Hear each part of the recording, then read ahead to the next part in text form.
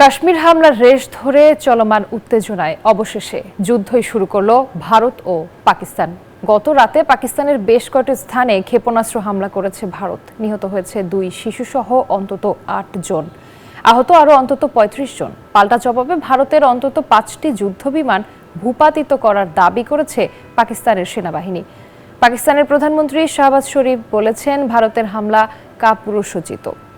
আর পাকিস্তানের মাটিতে ভারতের হামলা চালানো লজ্জাজনক বলেছেন মার্কিন প্রেসিডেন্ট ডোনাল্ড ট্রাম্প। এদিকে গভীর উদ্বেগ জানিয়েছে জাতিসংঘ।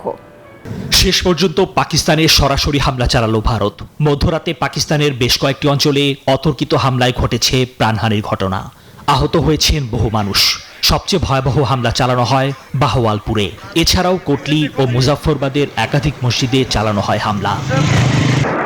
পাকিস্তান সেনাবাহিনী জানিয়েছে, এই কাপুরুষোচিত হামলার দাঁত ভাঙ্গা জবাব দিয়েছে তারাও। তাদের জোরালো দাবি, পাল্টা অভিযানে ভারতের 5টি যুদ্ধবিমান গুলি করে ভূপাতিত করা হয়েছে। ভারতের একটি ব্রিগেড সদর দপ্তর ও একটি গুরুত্বপূর্ণ চেকপোস্ট সম্পূর্ণ গুড়িয়ে দেওয়া হয়েছে। আর এই পাল্টা অভিযানে কোনো ক্ষয়ক্ষতি হয়নি পাকিস্তানি বাহিনীর। পাকিস্তানের তথ্যমন্ত্রী আতাউল্লাহ তারার বললেন, ভারত প্রমাণ ছাড়াই বেসামরিক নাগরিকদের উপর হামলা চালিয়েছে। তাদের প্রতিরোধ চলছে এবং চলবে। পরিস্থিতি পর্যালোচনায় পাক প্রধানমন্ত্রী জাতীয় নিরাপত্তা কমিটির জরুরি বৈঠক ডেকেছেন।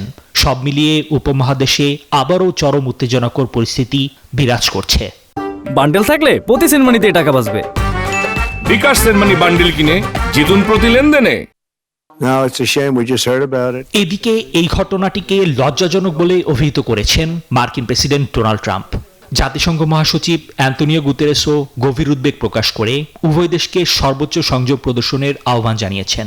হুঁশিয়ারি দিয়েছেন, ভারত ও পাকিস্তানের মধ্যে কোনো সামরিক সংঘাতের ভার বহন করতে পারবে না বিশ্ব। Both countries নিবির আমিন, নিউজ 24।